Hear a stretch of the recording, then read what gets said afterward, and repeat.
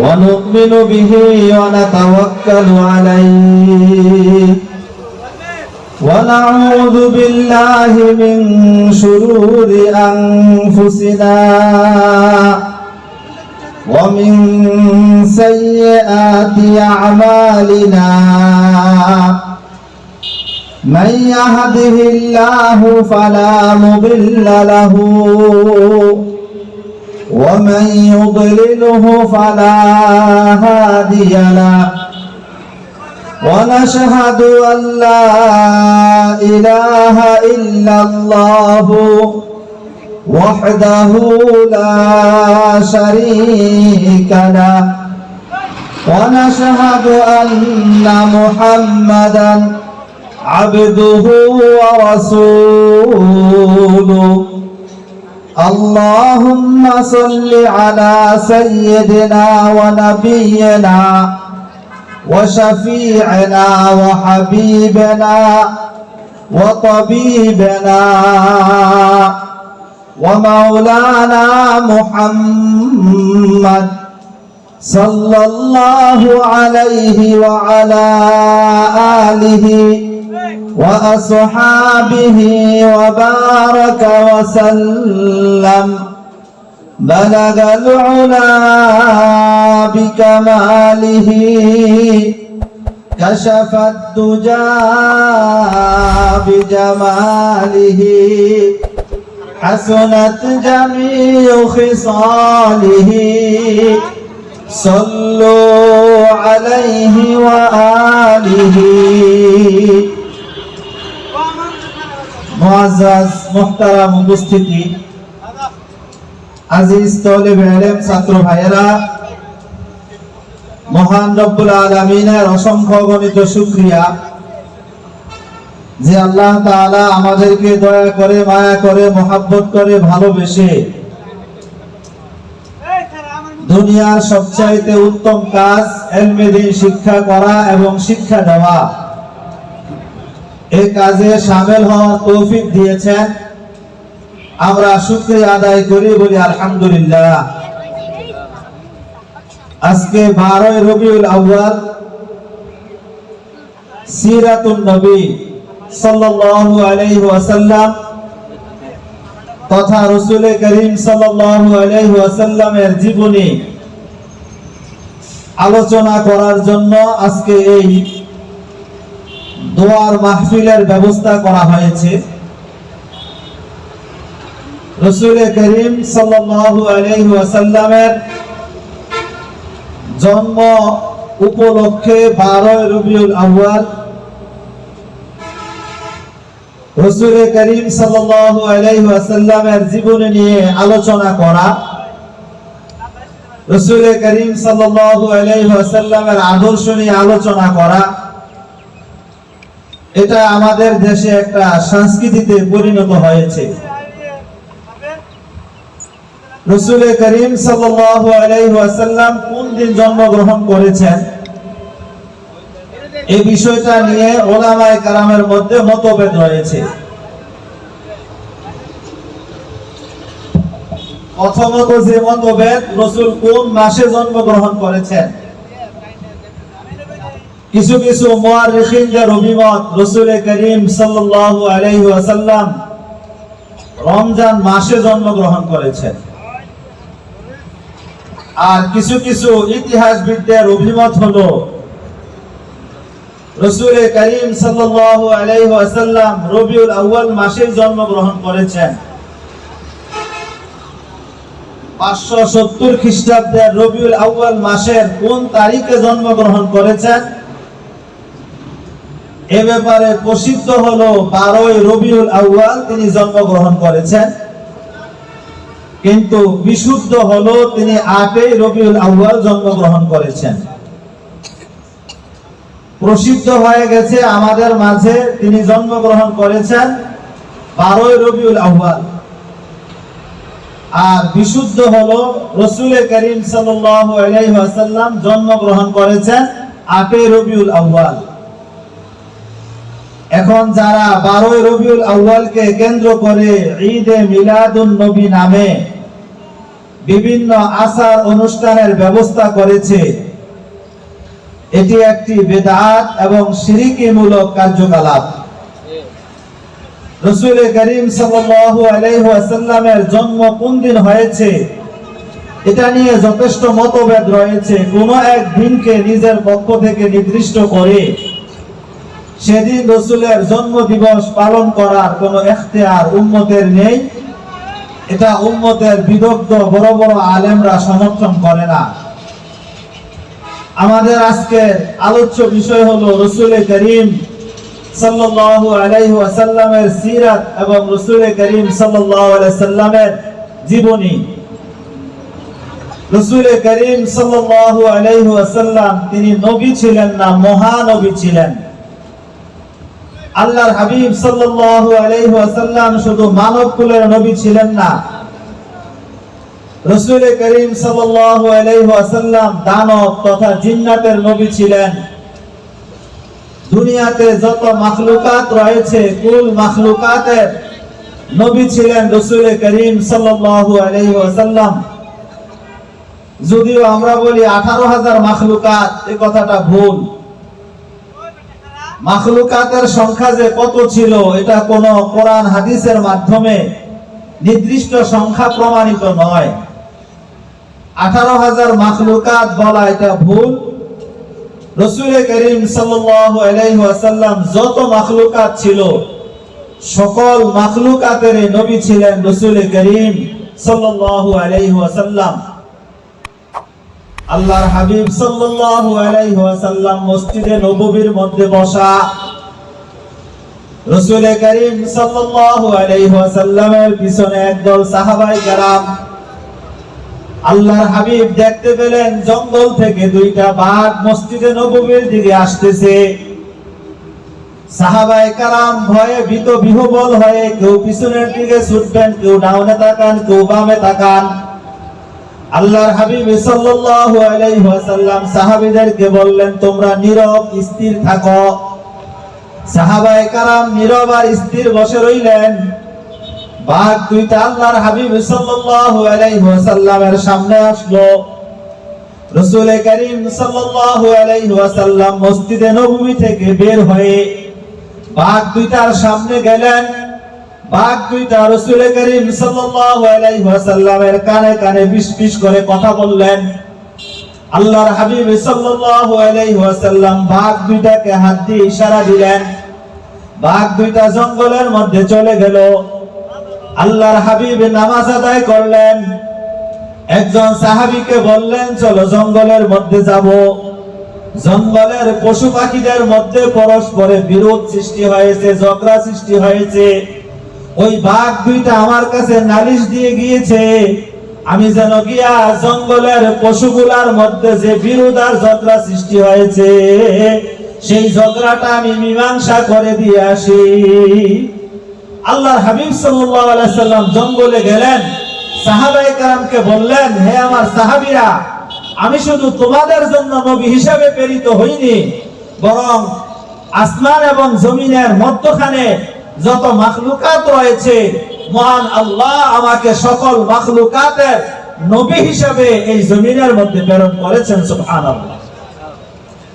আল্লাহর হাবিব সাল্লাল্লাহু আলাইহি ওয়াসাল্লাম শুধু পশু পাখির নবী ছিলেন তাই নয়, আল্লাহর হাবিব সাল্লাল্লাহু আলাইহি ওয়াসাল্লাম গাছ গাছালি তৃণলতা যত ধরনের মাখলুকাত আছে সমস্ত মাখলুকাতের এই নবী ছিলেন।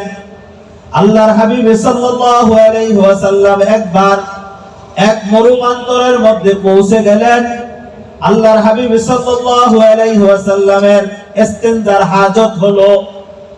আল্লাহর হাবিব সাহাবীদেরকে বললেন, নির্জন কোন জায়গা রয়েছে কিনা দেখো যেখানে আমি আমার প্রয়োজন সারতে পারি। সাহাবায়ে কেরাম এসে বললেন, ইয়া রাসূলুল্লাহ, এই মরুভূমির মধ্যে নির্জন কোন স্থান নেই যে জায়গার মধ্যে বসে আপনি আপনার প্রয়োজন সারতে পারেন।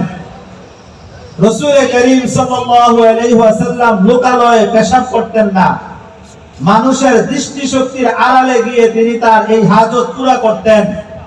আল্লাহর হাবিব সাল্লাল্লাহু আলাইহি ওয়াসাল্লাম এভাবে দুই হাত দিয়ে ইশারা দিলেন, কোথায় আছো দুনিয়ার গাছপালাগুলা, আমি মুহাম্মদের প্রয়োজন হয়েছে তোমরা আসো। দূর দূরান্ত থেকে কিছু গাছপালা উড়ে এসে একেবারে জঙ্গলের মতো হয়ে গেল। আল্লাহর হাবিব সাল্লাল্লাহু আলাইহি ওয়াসাল্লাম তার প্রয়োজন পুরা করলেন, তারপরে আবার ইশারা দিল, সমস্ত গাছপালাগুলা নিজ নিজ জায়গার মধ্যে চলে গেল। তাহলে আল্লাহর হাবিব সাল্লাল্লাহু আলাইহি ওয়াসাল্লাম শুধু মানুষের নবী ছিলেন তাই নয়, তিনি যত মাখলুকাত পৃথিবীর বুকে রয়েছে সকল মাখলুকাতের নবী ছিলেন নবী মুহাম্মদুর রাসূল সাল্লাল্লাহু আলাইহি ওয়াসাল্লাম। আল্লাহর হাবিব সাল্লাল্লাহু আলাইহি ওয়াসাল্লাম শুধু সাধারণ মানুষের নবী ছিলেন তাই নয়, বরং সকল নবীদের নবী ছিলেন রাসূল করিম সাল্লাল্লাহু আলাইহি ওয়াসাল্লাম। আল্লাহর হাবিব বলেন, দুনিয়াতে যত নবী রাসূল এসেছে সমস্ত নবী রাসূলকে দুইটা শর্তে রিসালাতের দায়িত্ব দেওয়া হয়েছে। এক নাম্বার শর্ত হলো নবী মুসা কালিমুল্লাহ আপনি জমিনের মধ্যে যাবেন, নবুয়ত আর রিসালাতের কার্য পরিচালনা করবেন। আপনার জীবদ্দশায় যদি আমার হাবিব মুহাম্মদের আগমন জমিনের মধ্যে ঘটে, আপনি আপনার রিসালাতকে বাদ দিয়ে আমার মুহাম্মদের রিসালাত আপনাকে গ্রহণ করে নিতে হবে। আমার মুহাম্মদের রিসালাত আপনাকে গ্রহণ করে নিয়ে নবী মুহাম্মদকে নবী হিসেবে মেনে নিতে হবে। মুসলিম শরীফের মধ্যে এক হাদিস হযরত ওমর ফারুক রাদিয়াল্লাহু তাআলা আনহু থেকে, হযরত ওমর ফারুক রাদিয়াল্লাহু তাআলা আনহু বলেন, রাসূলের যে সকল সাহাবী জ্ঞান পিপাসু ছিল তাদেরকে রাসূল করিম সাল্লাল্লাহু আলাইহি সাল্লাম ভালোবাসতেন। তো এই জন্য আমি একদিন একটা তাওরাত বুকে নিয়ে রাসূল করিম সাল্লাল্লাহু আলাইহি সাল্লামের সামনে গেলাম। আল্লাহর হাবিব আমাকে জিজ্ঞাসা করলেন, ওমর তোমার বুকের মধ্যে থাকা কিতাবখানা কোন কিতাব? আমি রাসূলকে বললাম, ইয়া রাসূলুল্লাহ আমার বুকের মধ্যে থাকা কিতাবখানা হলো তাওরাত। আল্লাহ রাসূল বললেন, ওমর তুমি তাওরাত বুকের মধ্যে নিয়ে হাঁটতেছো, অথচ খোদার কসম লাউ কানা মূসা হাইয়ান লাওয়াজাবা আলাইহি ইত্তিবাঈ, আমার জীবদ্দশায় যদি নবী মূসা জীবিত থাকতো, নবী মূসার উপরে ফরজ হয়ে যেত, ওয়াজিব হয়ে যেত আমি মুহাম্মদের অনুসরণ করা। আমি মুহাম্মদের অনুসরণ করা নবী মূসার উপরে ফরজ হয়ে যেত। তাহলে আমাদের নবী বিশ্ব নবী, আমাদের নবী মহানবী, আমাদের নবী সকল নবীদের নবী। কি বলেন, ঠিক না ঠিক? আমাদের নবীর আদর্শ কেমন ছিল? আল্লাহ তাআলা তার আদর্শ বর্ণনা করতে গিয়ে বলেন, লাকাদ কানা লাকুম ফি রাসূলিল্লাহি উসওয়াতুন হাসানাহ। ও দুনিয়ার মানুষেরা, নবী মুহাম্মদের মধ্যে তোমাদের জন্য রয়েছে উত্তম আদর্শ, অনুপম আদর্শ। তোমাদের মধ্যে নবী মুহাম্মদের জীবনের মধ্যে রয়েছে উত্তম আদর্শ। লাকাদ কানা লাকুম ফি রাসূলিল্লাহ, রাসূল করিম সাল্লাল্লাহু আলাইহি ওয়াসাল্লামের মধ্যে রয়েছে তোমাদের জন্য উসওয়াতুন হাসানা, উত্তম আদর্শ, অনুপম আদর্শ। পৃথিবীর সবচেয়ে সুন্দর উত্তম আদর্শগুলা নবী মুহাম্মদ সাল্লাল্লাহু আলাইহি ওয়াসাল্লামের জীবনের মধ্যে রয়েছে। একজন মানুষ যদি শিশু হয়, সেও রাসূলের জীবনের মধ্যে আদর্শ খুঁজে পাবে। একজন শৈশবকালের মানুষ রাসূলের জীবনের মধ্যে আদর্শ খুঁজে পাবে। একজন যুবক, একজন বৃদ্ধ, একজন সামাজিক জীবন, একজনের রাষ্ট্রীয় জীবন, যে যে জীবনের মধ্যেই থাকুক না কেন, সেই জীবনে রাসূল করিম সাল্লাল্লাহু আলাইহি ওয়াসাল্লামের জীবনের মধ্যে রয়েছে তার জন্য উত্তম আদর্শ। আল্লাহর হাবিব সাল্লাল্লাহু আলাইহি ওয়াসাল্লাম যখনই বয়ান করতেন তখনই বলতেন, আলা ইন্না খায়রাল কালামি কালামুল্লাহ ওয়া আহসানুল হাদি হাদি মুহাম্মাদিন সাল্লাল্লাহু আলাইহি ওয়াসাল্লাম। জেনে রাখো, দুনিয়ার সবচাইতে উত্তম, সুন্দর আর দামি কথা হলো কালামুল্লাহ, আর সবচাইতে উত্তম সুন্দর আদর্শ হলো আমি মুহাম্মাদের আদর্শ। আল্লাহর হাবিব সাল্লাল্লাহু আলাইহি ওয়াসাল্লামের মধ্যে একটা শিশু ছেলের জন্য আদর্শ রয়েছে। তুমি যদি শিশু হও, শিশু নবী মুহাম্মদের জীবনের দিকে তাকায় দেখো, সেখানেও তোমার জন্য একটা আদর্শ রয়েছে। আল্লাহর হাবিব সাল্লাল্লাহু আলাইহি ওয়াসাল্লাম যখন মা হালিমা সাদিয়া রাদিয়াল্লাহু তাআলা আনহার দুধ পান করতেন, রাসূল করিম সাল্লাল্লাহু আলাইহি ওয়াসাল্লামের সাথে হালিমা সাদিয়ার আরেক সন্তান আব্দুল্লাহ দুধ পান করত। দুইজন একই মায়ের স্তন থেকে দুধ পান করতেন। আল্লাহর হাবিব সাল্লাল্লাহু আলাইহি ওয়াসাল্লাম মা হালিমা সাদিয়ার বাম স্তন থেকে দুধ পান করতেন, আর ডান স্তনটা তার ভাই আব্দুল্লাহর জন্য রেখে দিতেন। কখনো রাসূলকে ভুলেও যদি ডান স্তনটা মুখে দিয়ে দেওয়া হতো, রাসূল সেই স্তন জিহ্বা দিয়ে ঠেলে বের করে দিতেন, কারণ আব্দুল্লাহ ছিল হালিমার অরুজ্জার সন্তান, আমি তার অরুজ্জার সন্তান নয়। ডান স্তনের মধ্যে দুধ বেশি আসে, বাম স্তনের মধ্যে দুধ কম আসে। মায়ের গর্ভ থেকে যে সন্তান জন্ম নিল সেই দুধ বেশি খাওয়ার অধিকার রাখে, আমি মুহাম্মদ সেই দুধ বেশি খাওয়ার অধিকার রাখি না। এজন্য আল্লাহর হাবিব কখনো ডান স্তনটা মুখে দিতেন না, বাম স্তনটা মুখে দিতেন। শিশু নবী দুনিয়ার মধ্যে দুধ পান করার ক্ষেত্রেও মানুষের জন্য ইনসাফ শিখিয়ে দিয়ে গিয়েছেন।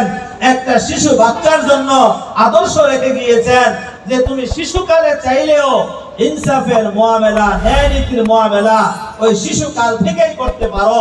এই জন্য একটা শিশুর জন্য নবী মুহাম্মদ সাল্লাল্লাহু আলাইহি ওয়াসাল্লামের জীবনের মধ্যে আদর্শ রয়েছে। বলে তুমি যদি ছোটবেলায় কথাবার্তা শিখতে চাও, যখন বাচ্চা 2 বছর হয়, 2.5 বছর হয়, 3 বছর হয়, বাচ্চারা তখন ছোট ছোট করে আম্মু ডাকে, আব্বু ডাকে। মা তখন বাচ্চাকে আব্বু ডাকা শিখায়, মা নিজেও স্বামীকে আব্বা বলে, বাচ্চাকেও আব্বা কয়। আবার দাদা দাদি ডাক শিখায়, নানা নানি ডাক শিখায়। আল্লাহর হাবিব সাল্লাল্লাহু আলাইহি ওয়াসাল্লাম জমিনের মধ্যে আদর্শ রেখে গিয়েছেন, ও পৃথিবীর মায়েরা, তোমার সন্তান যখন কথা বলতে শিখে তাকে আব্বা ডাক শিখায়ও না, তাকে আম্মা ডাক শিখায়ও না। আমি মুহাম্মদ জমিনের মধ্যে যখন আসছি, প্রথম আব্বার নাম উচ্চারণ করি নাই, আম্মার নাম উচ্চারণ করি নাই। এই জমিনের মধ্যে আল্লাহর হাবিবের প্রথম কথা ছিল আল্লাহু আকবার কাবীরা ওয়ালহামদুলিল্লাহি কাসীরা সুবহানাল্লাহি বুকরাতাও ওয়া আসীলা। আল্লাহর হাবিব শিক্ষা দিয়েছেন, তোমার সন্তান যখন কথা বলা শিখে তাকে আল্লাহর নাম শিখাও। তোমার সন্তান যখন কথা বলা শিখে তাকে বুঝাও এই কুল জাহানের মালিক আমি না, কুল জাহানের মালিক তোমার বাবা না। তোমার মুখে যে দুধ উঠায় দেওয়া হচ্ছে, তোমার মুখে যে পিঠার খাওয়ানো হচ্ছে, তোমাকে যে ছোট্ট ছোট্ট করে নানা জিনিস দিয়ে লালন পালন করা হচ্ছে, এর মালিক তোমার বাবা না, এর মালিক তোমার মা না, এর মালিক তোমার দাদা দাদি কেউ না। তুমি তোমার দাদার প্রশংসা নয়, বংশের অহংকার নয়, বাবার গৌরব নয়, মায়ের কোন জিনিস নিয়ে প্রশংসা করবা না রে বাবা। তোমাকে এত সুন্দর চেহারা দিয়া, এত সুন্দর আকৃতি দিয়া জমিনের মধ্যে যে আল্লাহ পাঠাইছে, ওই আল্লাহর প্রশংসা করো আর বলো আল্লাহু আকবার কাবীরা। আমার আল্লাহই সবচাইতে বড়, আমার আল্লাহর চেয়ে বড় এই পৃথিবীতে আর কেউ হতে পারে না। কোন রাজা নয়, কোন বাদশা নয়, মা নয়, বাবা নয়। নবী মুহাম্মদ সাল্লাল্লাহু আলাইহি সাল্লাম শিখাইছেন, বাচ্চা যখন কথা বলতে শিখে তাকে আব্বু ডাক শিখাইও না, ডেডি ডাক শিখাইও না, মাম্মি ডাক শিখাইও না। তার সর্বপ্রথম কথা হবে আল্লাহু আকবার কাবীরা। তাকে আল্লাহর বড়ত্ব শিখাও, আলহামদুলিল্লাহি কাসীরা। তাকে বেশি বেশি করে প্রশংসা শিখাও আল্লাহর।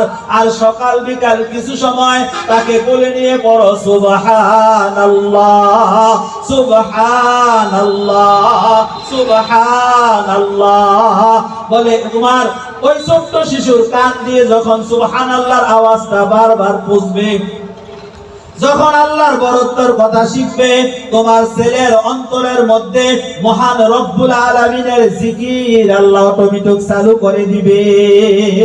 এই জন্য এখানেও রাসূল আদর্শ রেখে দিয়েছেন আমরা আমাদের সন্তানকে কি কথা শিখাবো। শৈশবের মধ্যে বাচ্চাদের দায়িত্ব হয় যখন থেকে বড় হয় ছোট ছোট কামে মা বাবাকে সহযোগিতা করা, বাবা যদি কোনো কাজ করতে যায় সেখানে তাকে সহযোগিতা করা, বাবা যদি কোনো কাজে যায় সেখানে তার পিছনে পিছনে যাওয়া, ঘরের হাঁস হারায় গেছে এটা বিছড়ায় নিয়ে আসা, ঘরের মুরগি হারায় গেছে এটা বিছড়ায় নিয়ে আসা। বলে এখানেও আমার আর আপনার হাবিব আমার আর আপনার জন্য আদর্শ রেখে গিয়েছেন।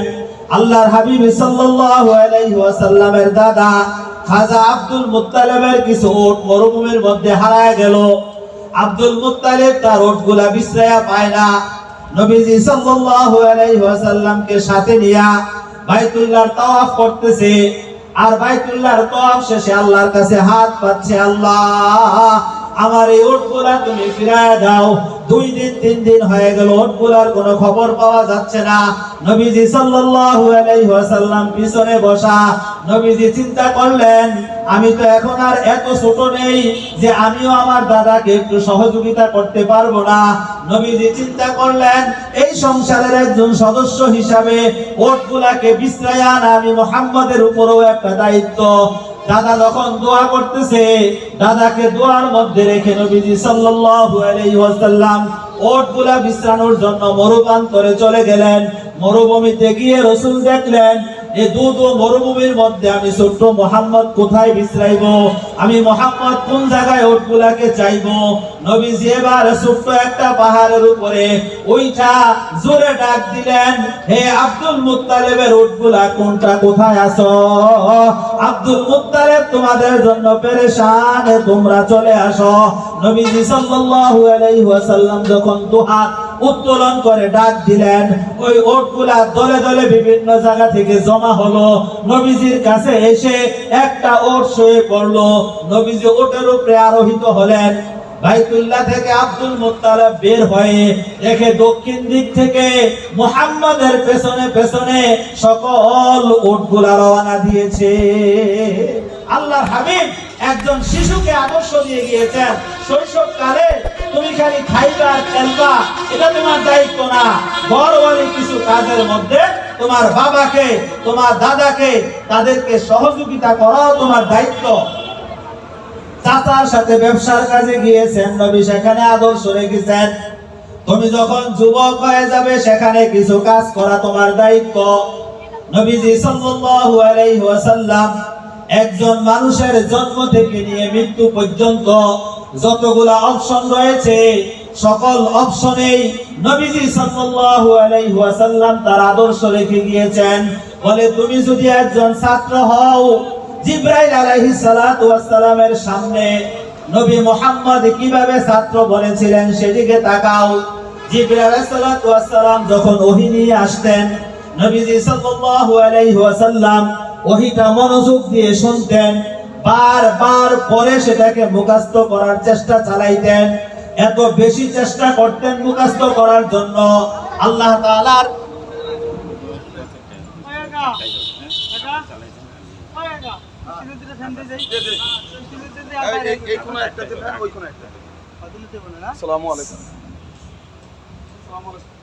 নবীজি সাল্লাল্লাহু আলাইহি ওয়াসাল্লাম জিবরাইল আলাইহিস সালাতু ওয়াস সালামের সামনে কিভাবে বসে থাকতেন, যা জিবরাইল আলাইহিস সালাতু ওয়াস সালাম নিয়ে আসতো হাদিসের মধ্যে আসছে মিসলা সালসালাতিল জারাস, ঘন্টার আওয়াজের মতো একটা আওয়াজ দিতেন।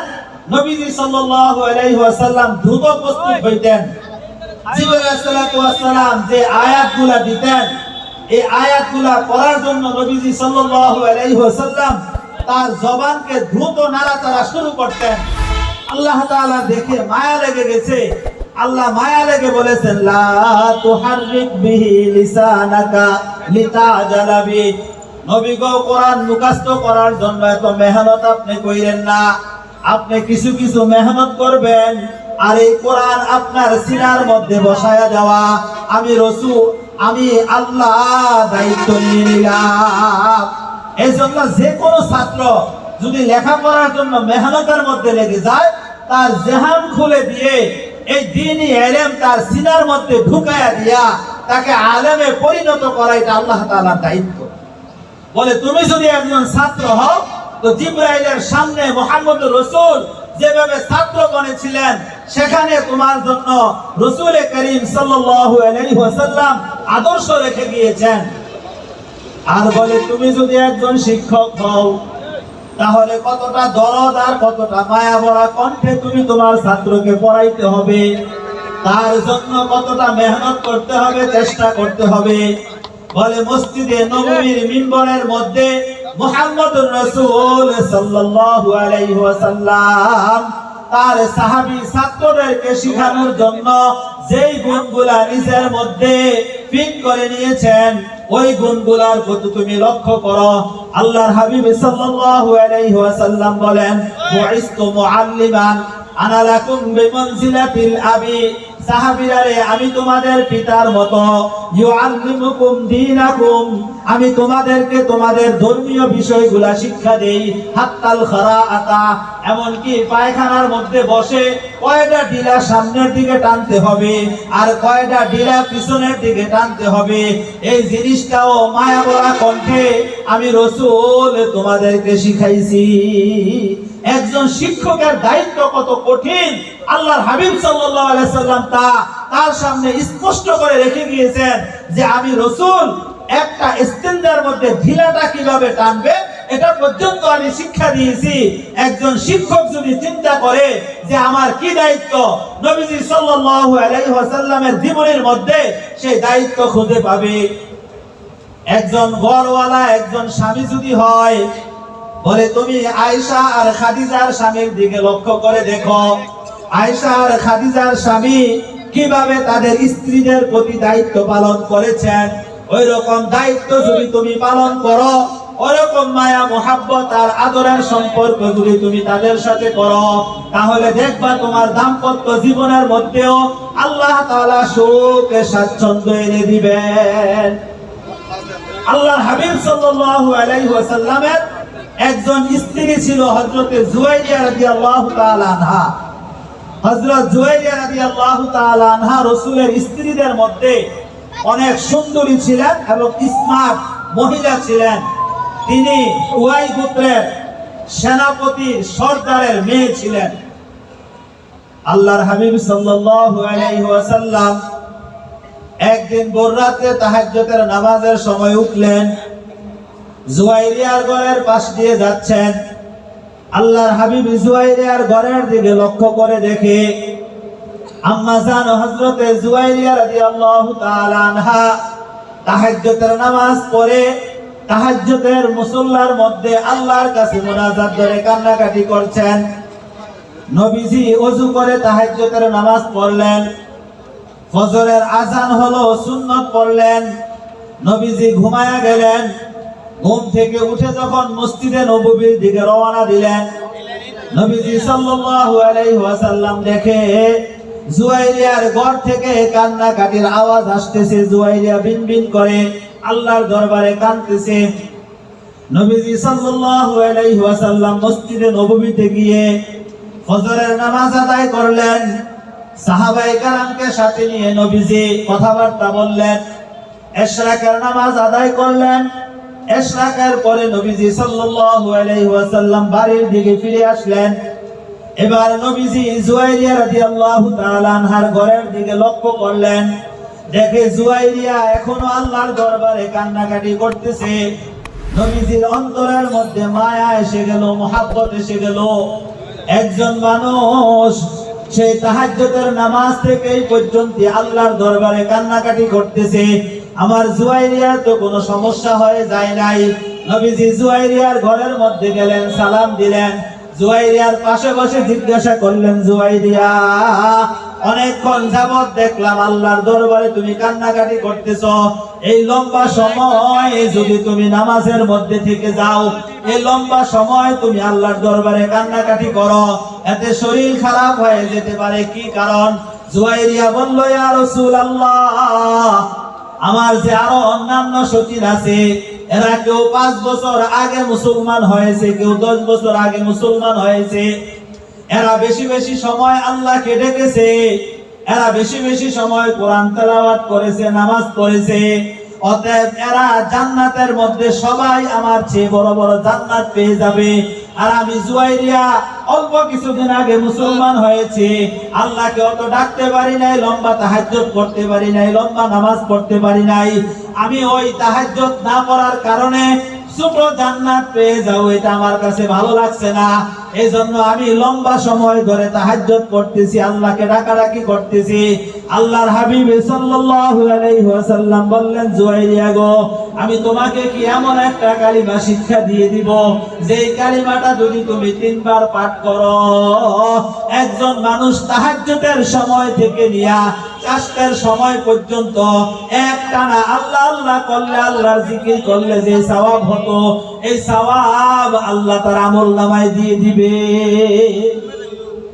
হযরত জুয়াইরিয়া বললেন, ওয়াল্লাহি ইয়া রাসূলুল্লাহ, হে আল্লাহর রাসূল, এমন একটা কালিমাই তো আমি শিখতে চাই, যে কালিমা আমি অল্প সময় পাঠ করলে অনেক বেশি সওয়াবের ভাগীদার হইতে পারবো।